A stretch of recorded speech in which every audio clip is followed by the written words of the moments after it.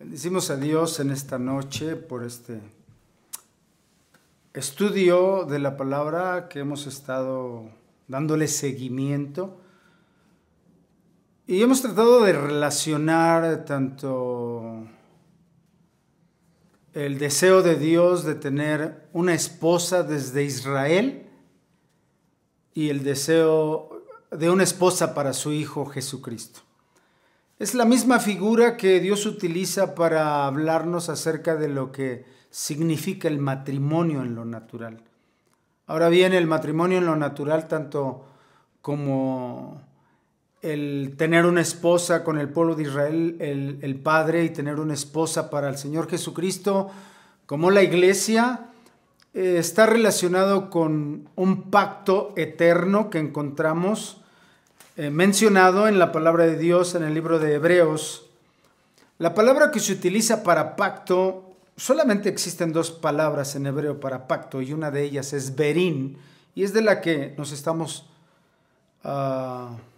ocupando. En el capítulo 13 de Hebreos dice en el verso 20: y el Dios de paz, que resucitó de los muertos a nuestro Señor Jesucristo, el gran pastor de las ovejas, por la sangre del pacto eterno. Esta palabra es berín. Nos habla de ese pacto eterno que Dios ha establecido. ¿Qué pacto eterno? El pacto que Él hizo consigo mismo. Porque no hay manera de hacer pacto con nadie más que pudiera cumplir ningún ser humano a cabalidad. Solamente Él mismo puede hacer un pacto con sí mismo para llevar a cabo todos y cada uno de los planes que Él tiene para toda la humanidad. Y bien, hablando en el capítulo 15 del libro de Génesis, y hablando con Abraham, Dios tiene el propósito de hablarle exactamente de este pacto que Él tiene para este pueblo, esta nación de Israel. Y voy a comenzar leyendo en el versículo 8 del capítulo 15 y tratar de que podamos entender, de explicar lo más que nos sea posible lo que Dios trata de enseñarnos en este pasaje. Verso 8 dice: y él respondió: Señor, es decir, Abraham le está diciendo al Señor Jehová, ¿en qué conoceré que he de heredar la tierra? ¿Cuál tierra? La tierra de Canaán, la tierra que es buena, la tierra que es ancha, la tierra que fluye leche y miel. Y Dios le responde de esta manera. Y le dijo: tráeme una becerra de 3 años y una cabra de 3 años y un carnero de 3 años y una tórtola también y un palomino. Y tomó Abraham todo esto y los partió por la mitad. ¿Qué sentido tiene todo esto? Y puso cada mitad una enfrente de la otra, mas no partió las aves. Y descendían aves de rapiña sobre los cuerpos muertos y Abraham las ahuyentaba. Mas a la caída del sol sobrecogió el sueño a Abraham, y aquí que el temor de una gran oscuridad cayó sobre él. Entonces Jehová dijo a Abraham: ten por cierto que tu descendencia morará en tierra ajena, está hablando de Israel, y será esclava allí, y será oprimida 400 años, mas también a la nación a la cual servirán juzgaré yo. Y después de esto saldrán con gran riqueza, y tú vendrás a tus padres en paz, y serás sepultado en buena vejez. Y en la 4ª generación volverán acá. ¿Por qué razón hasta la 4ª generación? Porque aún no se ha llegado al colmo la maldad del amorreo hasta aquí. Es decir, porque Dios en otra escritura dice que Él no rompe la caña cascada ni tampoco apaga el pabilo que humea.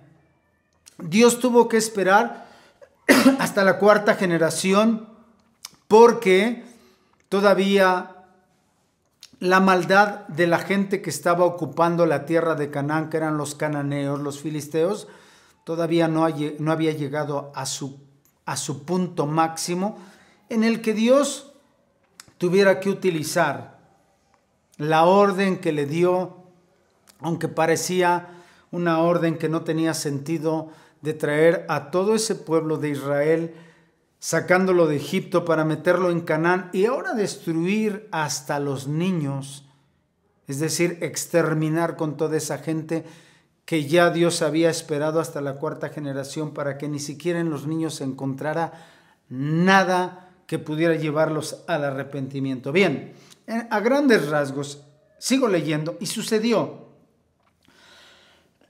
que puesto el sol y ya oscurecido, se veía un gran horno humeando y una antorcha de fuego que pasaba por entre los animales divididos.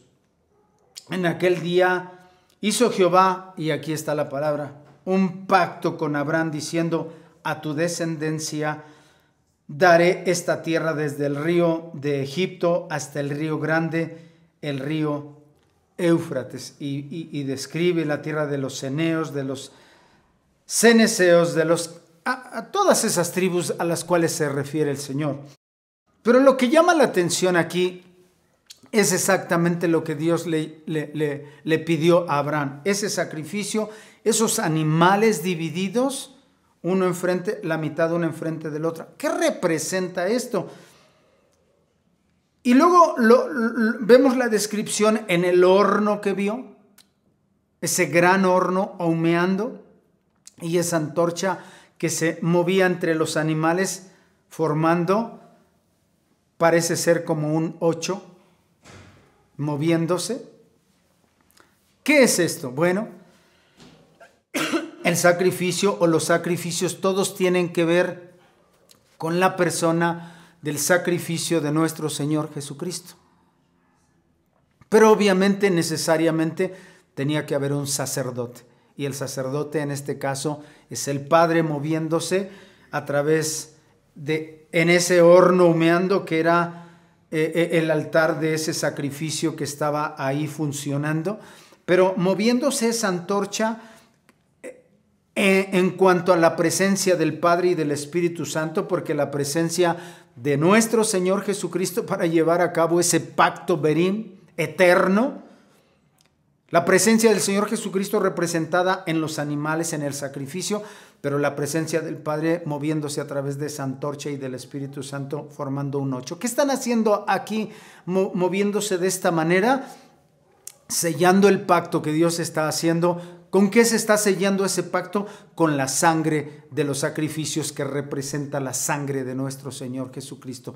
Y el sacerdote, según el orden de Melquisedec, que es el Padre, moviéndose para ministrar y aceptar ese sacrificio de nuestro Señor Jesucristo. Bien, entonces diremos que lo que sella el pacto o cualquier pacto que se llevaba a cabo no era la grandeza de las dos personas que estaban llevando a cabo el pacto, sino la sangre del sacrificio que sellaba ese pacto.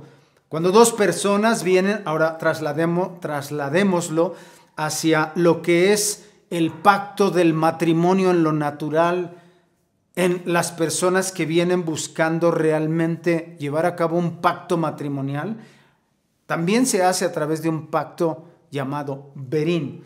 Es decir, cuando dos personas vienen para unir sus vidas, en matrimonio necesitamos entender y necesita entender que es de alguna manera un sacrificio el venir al altar. Ahí tenemos un altar. Cuando vienen a la iglesia hay un altar y esas dos personas que vienen a buscar ese pacto matrimonial para que Dios entonces venga y selle ese pacto, ellos tienen que entender o tenemos que entender que ¿por qué es un sacrificio? Porque cada uno de las personas que representan o van a representar esa familia, ese matrimonio, tienen que entender que tienen que renunciar a sus individualidades y tienen que renunciar a todo lo que pudiese atraerles a todas las demás mujeres, a todos los demás hombres y poner su voluntad, la de ella,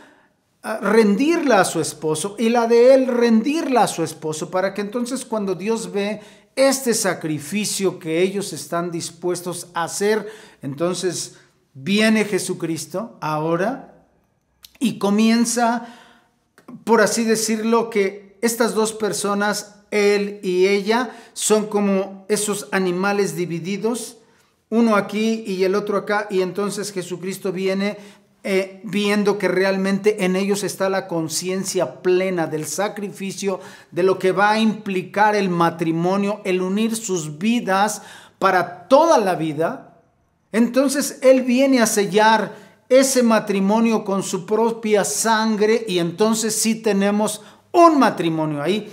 Si el Señor no encuentra realmente en él o en ella el que están dispuestos a ponerse como sacrificio sobre el altar y renunciar a todas sus individualidades, y ahora empezar a comprender que el matrimonio es ya, no es mi dinero ni es tu dinero, ahora eso es nuestro dinero.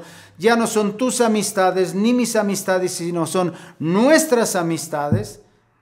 Entonces, cuando Dios ve que en ellos está esta plena conciencia, entonces Dios desciende y pone su bendición. ¿Cómo? A través de empezar a sellar ese pacto verín con su sangre y hacer un 8.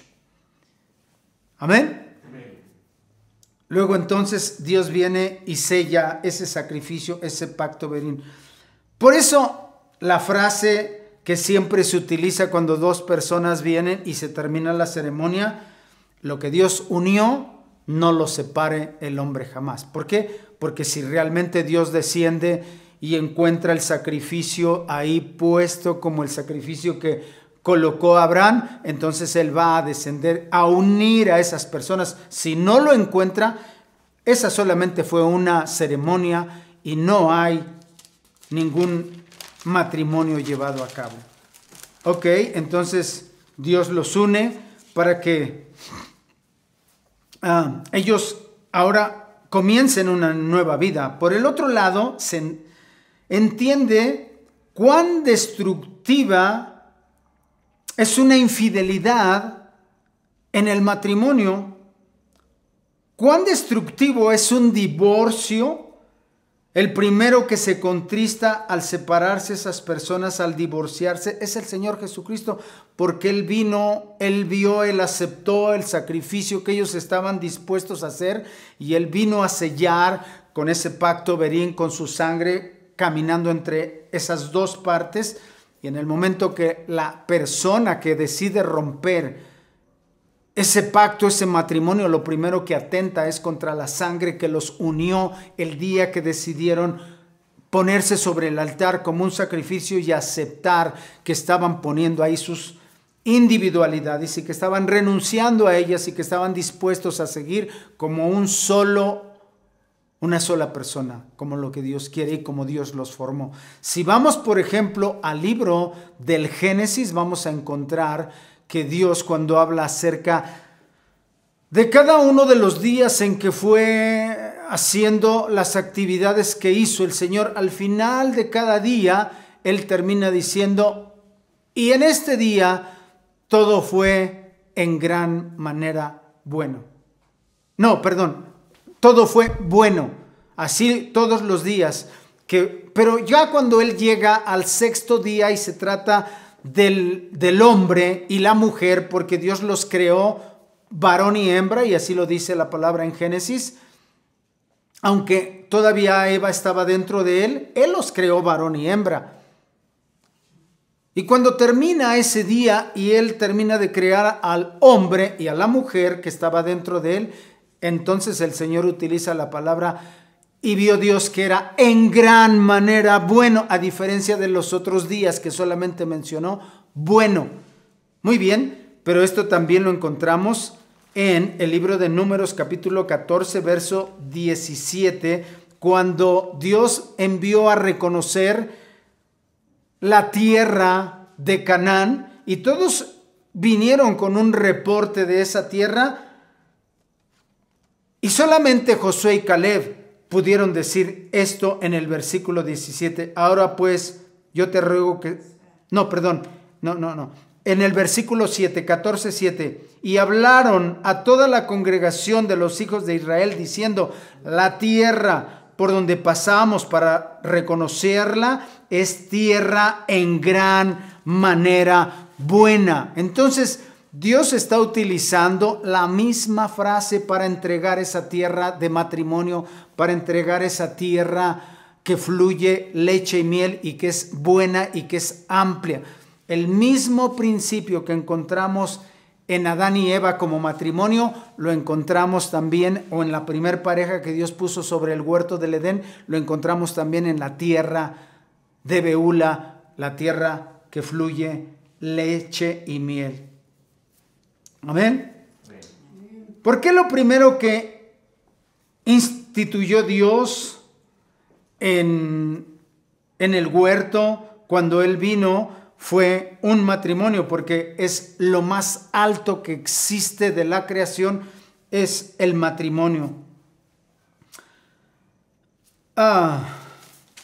Déjenme decirles que lo que uno puede vivir en el matrimonio es lo más semejante, escúchenme bien, es lo más semejante la relación matrimonial a la relación que tiene la Trinidad, el Padre, el Hijo y el Espíritu Santo. Esa comunión, esa intimidad que ellos tienen, el Padre, el Hijo y el Espíritu Santo, en nosotros los humanos es lo más cercano y lo más semejante en el matrimonio, cuando una pareja se ama realmente, cuando una pareja está dispuesta a seguir adelante hasta que la muerte los separe, que están dispuestos a compartirlo todo, que están dispuestos a ver y a tener una misma meta como pareja y olvidarse de sus individualidades,